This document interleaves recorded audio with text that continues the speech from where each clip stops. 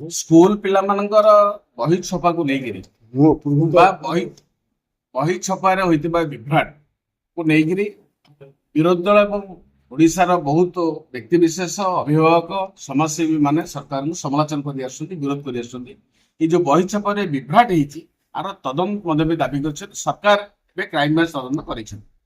ମୁଁ 1/7/2026 ମୁଖ୍ୟମନ୍ତ୍ରୀଙ୍କୁ ଗୋଟେ ଅଭିଯୋଗ ମୁଁ ଦେଇଛି, ମୁଁ ହୋମ ମିନିଷ୍ଟରଙ୍କୁ ମଧ୍ୟ ବି ଏ ବିଷୟରେ ଅଭିଯୋଗ ଦେଇଛି। ଯୋଉ ଅଭିଯୋଗ ହଉଛି ଏଇ ଯୋଉ ପ୍ରିଣ୍ଟିଂ ପ୍ରେସ୍ ରେ ଯୋଉ ଛପା ହଉଛି ବହି ସେ କ୍ଷେତ୍ରରେ ଅନିୟମିତତାକୁ ନେଇକିରି ଅନିୟମିତତା ହେଲା ଏଇଆ ଯେ ଟ୍ରାନ୍ସପୋର୍ଟ ଡିପାର୍ଟମେଣ୍ଟ ଅଧୀନରେ ଗୋଟେ ଗଭର୍ଣ୍ଣମେଣ୍ଟ ପ୍ରେସ୍ ଅଛି। ସେ ଗଭର୍ଣ୍ଣମେଣ୍ଟ ପ୍ରେସଟା ହଉଛି କଟକ। ଏଠି ଗୋଟେ ହଉଛି ସ୍କୁଲ ଆଣ୍ଡ ମାସ ଡିପାର୍ଟମେଣ୍ଟର ଅଛି, ପ୍ରିଣ୍ଟିଂ ପ୍ରେସ୍ ଅଛି। ଏବଂ ଏ ପ୍ରେସରେ ସ୍କୁଲ ବହି ଛପାଯାଏ, ଗଭର୍ଣ୍ଣମେଣ୍ଟ ପ୍ରେସରେ ଛପାଯାଏ। ସରକାରଙ୍କର ଯେତେ ବିଜ୍ଞପ୍ତି ହେଲା, ଗେଜେଟ୍ ହେଲା, ସବୁ ବିଭିନ୍ନ ପ୍ରକାର ଚିଠି ପତ୍ର ଅଙ୍ଗସମ୍ଭ ସବୁ ଛପାଯାଏ। ସେଥିପାଇଁ ଦିଟା ପ୍ରେସ୍ ଆମର ଅଛି, ଦିଟା ଡିପାର୍ଟମେଣ୍ଟ ଅଛି, ସେଟା transport department, school market department. କିନ୍ତୁ ଏଠାରେ ଯୋଉମାନେ ଡାଇରେକ୍ଟର ଏମାନେ କେହି ଅଫିସ ବି ଯାଆନ୍ତିନି କି କିଛି ଦେଖନ୍ତି।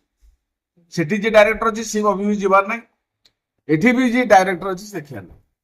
ଶୁଭ୍ରଜିତ ନାୟକ ନାମକ ଜଣେ ବ୍ୟକ୍ତି ଯାହାଙ୍କୁ ବିଜେଡି ସମୟରେ ଆସିଷ୍ଟାଣ୍ଟ ଡାଇରେକ୍ଟର ଭାବେ ନିଯୁକ୍ତି ଦିଆଯାଇଥିଲା, ବିଜେପି ସରକାର ଆସିଲା ପରେ 2025ରେ ତାଙ୍କୁ ଡେପୁଟି ଡାଇରେକ୍ଟର ଭାବରେ ନିଯୁକ୍ତି ଦିଆଯାଇଛି।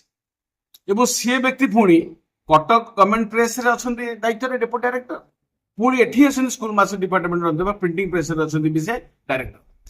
ତେଣୁ ଇଏ ଦୁଇଟା ଯାକ ଯୋଉ ଡେପୁଟି ଡାଇରେକ୍ଟର କରାଯାଇଛି ତାଙ୍କୁ କୋଉ ପ୍ରକ୍ରିୟାରେ କରାହେଲା, କିଏ ଏଭଳି ନିଷ୍ପତ୍ତି ନେଇଛି? କାରଣ ସବୁଠାରୁ ଗୁରୁତ୍ୱପୂର୍ଣ୍ଣ କୋଟି କୋଟି ଟଙ୍କା ଯୋଉ ଖର୍ଚ୍ଚ କରାଯାଏ ଛପାରେ ଏ ଦୁଇଟି ପ୍ରେସ୍ ଆମର କରାଯାଏ ଏବଂ ଟୋଟାଲ ରେସ୍ପନ୍ସିବିଲିଟି ଆଙ୍କୁ ଦାୟିତ୍ୱ ଦିଆଯାଇଛି। ପୁଣି ଆମ ପାଖରେ ଯେତିକି ତଥ୍ୟ ହାସଲ ହେଇଛି, ଇଏ ଶୁଭ୍ରଜିତ ନାୟକ ତାଙ୍କର ପୁଅଙ୍କ ନାମରେ ଅଧିକ ଗୋଟେ ଏଣ୍ଟରପ୍ରାଇଜ କରିକିରି ତାଙ୍କ ସ୍ତ୍ରୀ ହଉଛନ୍ତି ତାଙ୍କର ଓନର, ସେଥିରେ ସେ ସବୁ ମାଟେରିଆଲ ଗଭର୍ଣ୍ଣମେଣ୍ଟ ପ୍ରେସକୁ ଆଉ ପ୍ରିଣ୍ଟିଂ ପ୍ରେସକୁ ସେ ସପ୍ଲାଏ କରୁଛନ୍ତି। ସେ ତଥାପି ଆମେ ହସ୍ତଗତ ହେଇଛି। ତେଣୁ ଓଭରଅଲ ଜଣା ପଡୁଛି ଏ ବହି ଛପାର ଗୋଟେ ଯାବତୀୟ କେଳେଙ୍କାରୀ, ଗୋଟେ ବଡ କେଳେଙ୍କାରୀ ହେଇଛି। ବହି ଛାପିବାର ଭୁଲ ଭାଲ ହବା, ସବଜେକ୍ଟ ଭୁଲ ସେ ଆଉ ଗୋଟେ ବିଭ୍ରାଟ ହବ, କିନ୍ତୁ କେଳେଙ୍କାରୀ ହଉଛି ଆଉ ଗୋଟେ ବିଭ୍ରାଟ।